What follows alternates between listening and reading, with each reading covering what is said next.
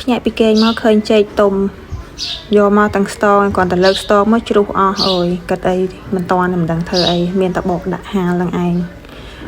សប្តាហ៍មុននាងខ្ញុំទៅលេងស្រុកកំណើតផ្ទះម្ដាយនាងខ្ញុំនឹងគាត់កាប់ចេកឲ្យមកស្ទងយាយឲ្យមកស្ទងបបោខ្លាំងណាស់បងប្អូនហើយយកមកដល់ហ្នឹងក៏ទុកតម្លាក់ទុកចោលទៅគិតថាវាមិនអីទេពី3ថ្ងៃទៀតចាំមើលធ្វើវាអញ្ចឹងណាយកវាមកញ៉ាំមកអីទៅមានឯណាមកនេះធ្វើការ5ថ្ងៃពេញផឹកចេញយកបានចូលផ្ទះអត់បានមើលទេតថ្ងៃនេះជាថ្ងៃឈប់សម្រាកថ្ងៃសៅរ៍អញ្ចឹងទៅក៏គ្រាន់តែលើកមកជ្រុះអស់បកហាបដោយទៅ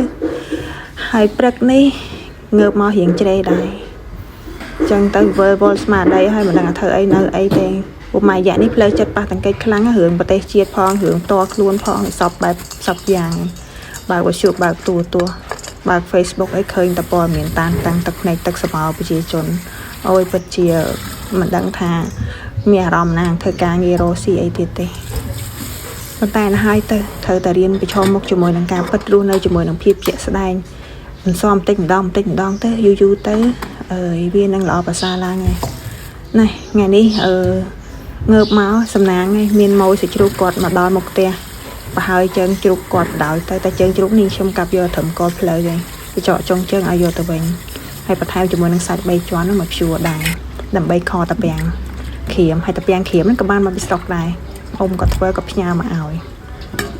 ហើយគិតទៅផ្ទះម្ដងណាក៏មិនដែរចេះខាតដែរអញ្ចឹងរហូតទៅ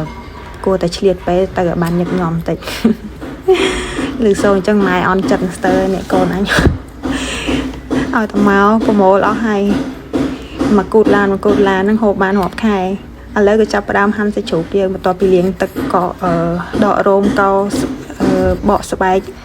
អីវាចេញឲ្យស្អាតហើយយើងយកមកហាន់វាដុំតូចល្មមទៅផ្ទះនាងខ្ញុំមិនត្រឡប់ចូលចិត្តកាប់ដុំធំពេកទេវាពិបាកញ៉ាំអញ្ចឹងទៅចូលចិត្តរៀងកន់ឲ្យវារៀងទូចតិចហើយសាច់ឆ្អឹងជើងជ្រូកហ្នឹងខ្ញុំយកតែសាច់ទេចំណែកឆ្អឹងក្នុងវាខ្ញុំបកទុកស្ងោរស៊ុបស្ងោរអីចឹងទៅព្រោះខយកដាក់ទៅក៏វាមិនសូវឆ្ងាញ់ដែរវាឆ្ងាញ់បានតាស្បែកហើយនឹងអាសាច់កពួនវាឈប់ហ្នឹងទេហើយនិយាយពីផ្ដាំសួរសុកទុកទៅបងប្អូនប្រិយមិត្តអីតែងតែឆាតសួរនាងខ្ញុំថានាងខ្ញុំទៅណាធៀបពិតបងប្អូនឯងញ៉ាំមានទៅណាទេគឺនៅធ្វើការរស់ស៊ីធម្មតាដូចគេដូចឯងនៅទីក្រុងភ្នំពេញនេះឯង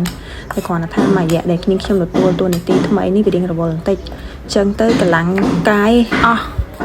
បើកម្លាំងចិត្តវិញដឹងស្រាប់ហើយមិនថាខ្ញុំមិនថាគេប្រជាជនកម្ពុជាយើងទាំងអស់គ្នាហ្នឹងទ្រមកទាំងអស់គ្នាហ្នឹងអញ្ចឹងទៅក៏រៀងបាត់មុខមួយរយៈធំដែរមិនមួយរយៈធំមែនតែនត្មងចង់ចូលឆ្នាំឲ្យដឹងឥឡូវតាពាំងយើងចាប់ផ្ដើមស្ងោរឲ្យនេះខ្ញុំយកមកលាងទឹកស្ងោរវាមកត្រឡប់ទៅឲ្យវាបាត់ហាងបាត់អីចឹងទៅលាងទឹកតាពាំងយើងចាក់ស្ករដើម្បី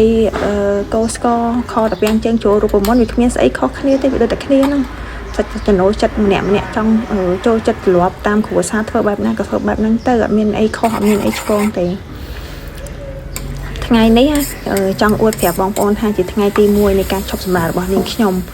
បន្ទាប់ពីនាងខ្ញុំបំពេញការងារអស់រយៈពេល17ឆ្នាំមកថ្ងៃនេះជាលើកទី1ដែលនាងខ្ញុំទទួលបានការឈប់សម្រាកពិតជាយូរមែនទែនរហូតដល់ទៅ10ថ្ងៃនោះបើគិតមើលទៅពិតជារំភើបសម្រាប់ខ្ញុំដែលជាអ្នករវល់តែបើសិនជាសម្រាប់អ្នកដែលជាគាត់មិនសូវរវល់ក៏រៀងត្នេអញ្ចឹងទៅដូចជារឿងធម្មតារបស់គាត់ទេហើយនាងខ្ញុំផែនការថានឹងទៅលេងស្រុកកំណើតប៉ុន្តែថ្ងៃនេះទៅមិនទាន់ទេដោយសារការងារនៅទីក្រុងភ្នំពេញនេះមិនទាន់បានរៀបរយទាំងការងារផ្ទះសម្បែងហើយនិងការងារការិយាល័យដោយសារថាយើងត្រូវតែយើងត្រូវទៅធ្វើទុកមុនណាពាក្យបច្ចេកទេសនៅតាមក្រសួងគេហៅថាបុគ្គលិកបរិយាកម្មយើងធៀមធ្វើទុកមុនទៅដល់ទៅពេលថ្ងៃយើងចូលធ្វើការវិញវាមិនសូវច្រើនសម្រាប់យើងអញ្ចឹងហើយក៏មុនពេលដែលយើងបន្តការងាររបស់យើងហ្នឹងទី1យើងត្រូវតែរៀបចំបាយទឹកនំចំណីនៅក្នុងផ្ទះយើងហ្នឹងឲ្យបានរៀបរយហើយយើងញ៉ាំឆ្អែតទៅយើងអង្គុយធ្វើការហ្នឹងបានវាជាប់ខ្លួនដោយពាក្យចាស់លោកពោលថាធ្វើស្រែនឹងទឹកធ្វើសឹកនឹងបាយអញ្ចឹងហើយរៀបចំធ្វើខហើយខ្ញុំក៏ដាក់ដាំបាយមួយកែ2កែវអីចឹងទៅជីវិតនៅទីនេះគឺសាមញ្ញផ្ទះអ្នកណាអ្នកនឹងរស់នៅប្រកបការងារតាមសមត្ថភាពនិង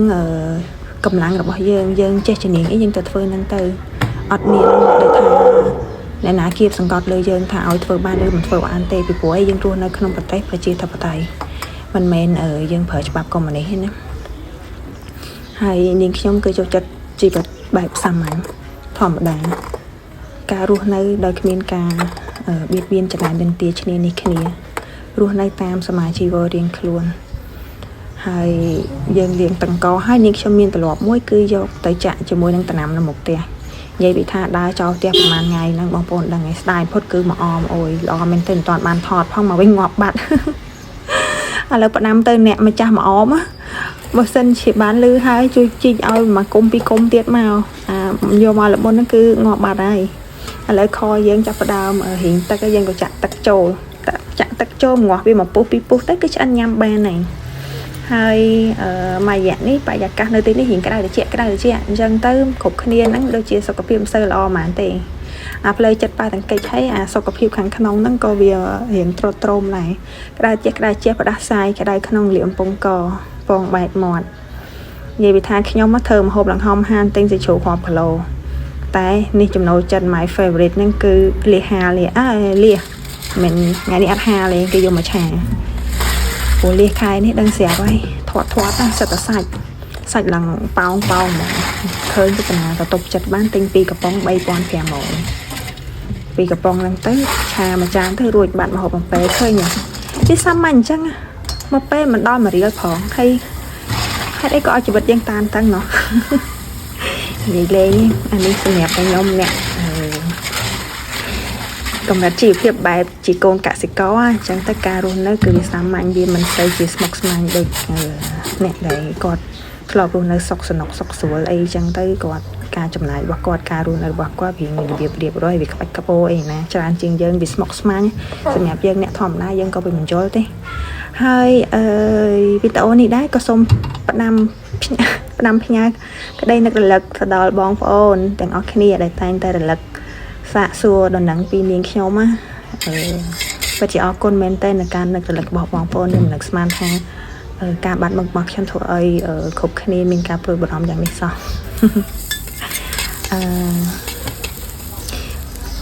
មើលបើសិនជានាងខ្ញុំតនេមើលបើរាប់ទៅគឺបាន10ថ្ងៃអញ្ចឹងទៅអាចជាបាន10វីដេអូដែរវាចែកម្លែកពីជីវភាពរស់នៅប្រចាំថ្ងៃរបស់នាងខ្ញុំដែលជាស្ត្រី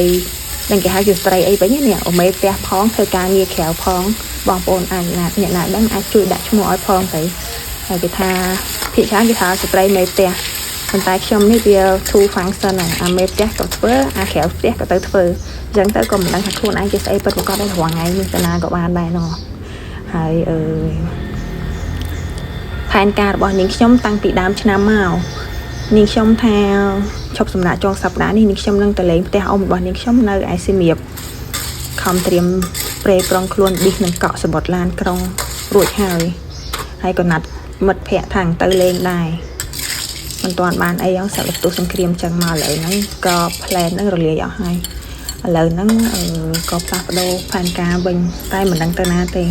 ជាទូទៅទម្លាប់សម្រាប់អ្នកធ្វើការដូចនាងខ្ញុំនៅពេលដែលឈប់សម្រាកគឺអត់ចូលចិត្តនៅទីក្រុងទេគឺចូលចិត្តចេញទៅដូរបរិយាកាសទៅតាមបណ្ដាខេត្ត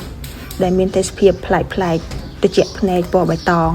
មើលធម្មជាតិព្រឹកព្រៃដីហុយអីខ្លះចឹងទៅឲ្យវាមានជីវជាតិវីតាមីន D ពីពន្លឺព្រះអាទិត្យអីខ្លះចឹងមកដោយសារវិបត្តិរបស់អ្នកធ្វើការនៅក្នុង office គឺថាព្រឹកចេញយប់ចូលអញ្ចឹងទៅការប៉ះនឹងពន្លឺថ្ងៃនិងបរិយាកាសខាងក្រៅវាតិចតួចមែនតើដែលធ្វើឲ្យប្រព័ន្ធភាពស៊ាំក្នុងរាងកាយនឹងវាអត់សូវរឹងមាំដូចជាបងប្អូនប្រជាជនដែលគាត់ប្រកបរបរកសិកម្មដែលគាត់ប្រើកម្លាំងច្រើននិងសុខភាពគាត់គឺល្អជាងឆ្ងាយណាស់អញ្ចឹងទៅអ្នកធ្វើការគឺប្រាថ្នាថ្ងៃឈប់សម្រាកចេញទៅដំណើរកំសាន្តទៅតាមបណ្ដាខេត្តសម្រាប់នាងខ្ញុំក៏នឹងចេញទៅដែរមិនថាប្រហែលជាអាចជាថ្ងៃនេះឬក៏ថ្ងៃស្អែកឬក៏កម្មស្អែកនៅពេលដែលខ្ញុំចេញទៅដល់ទីណាបងប្អូនខ្ញុំជួយតាមដានមើលនៅវីដេអូរបស់នាងខ្ញុំបន្តទៀតឥឡូវហ្នឹងខ្ញុំធ្វើម្ហូបឆ្អិនអស់ហើយក៏រៀបចំញ៉ាំបាយដែរខ្ញុំខមួយឆ្នាំងតាពាំងក្រៀមហ្នឹងខ្ញុំអត់ញ៉ាំទេខ្ញុំញ៉ាំលៀសឆាជាមួយនឹងអាឡឹកទុំព្រោះនេះគឺជាចំណូលចិត្តរបស់នាងខ្ញុំគឺចូលចិត្តមែនទែនគឺឆ្ងាញ់ណាស់អង្គុយញ៉ាំផងមើល YouTube ផងអូយជីវិតហ្នឹងយកក្តីសុខតាណាមិនអស់ទេបងប្អូនហើយ chẳng tới ngày ní video chạy mày bọn mình chúng cứ miên tập bản năng thế miên ấyច្រើនទេណាបងប្អូនអូភ្លេចប្រាប់មួយទៀតខតាពាំងស្រុកខ្ញុំគេដាក់ម្ទេសជាពិសេសអាម្ទេសសម្ទេសអាចសាត់អីទូចៗហ្នឹងអូយឆ្ងាញ់មែនទេណាទៅវាកាត់ជាតិហាងរបស់តាពាំងផងហើយវាធ្វើឲ្យរសជាតិស្លយើងហ្នឹងវាកើនមកកម្រិតដែរខ្ញុំមិនដឹងថាស្រុកបងប្អូនធ្វើដូចនាងខ្ញុំអត់ទេនេះបងប្អូនអាហាររបស់នាងខ្ញុំក៏រៀបចំដែរតម្រាំតែរៀបហើយថតវីដេអូផងអីផងហ្នឹងម៉ោងបានញ៉ាំបាយម៉ោងវាចូល1កន្លះហើយចឹងទៅមុខតួរបស់យើងមិនសូវជាស្រស់ស្រាយប្រហែលទេភាសាឃ្លានផងរៀងហត់ផងហើយមួយទៀតដូចថានិយាយចឹងនិយាយដដែលចឹងស្មារតីវិលអស់ហើយវាអត់ដឹងថា creative បាត់តាណាអស់ទេមកវឹកដែលប្រទេសយើងមានបញ្ហាសង្គ្រាមអីជាមួយជនជាតិថៃជាមួយស្អីគេនឹងមកវាវិលអស់ហើយអញ្ចឹងមានតែប៉ុណ្្នឹងទេបងប្អូនហើយសុខសប្បាយទាំងអស់គ្នាជួបនាងខ្ញុំនៅវីដេអូក្រោយៗទៀតអរគុណច្រើនជម្រាបលាបាយបាយ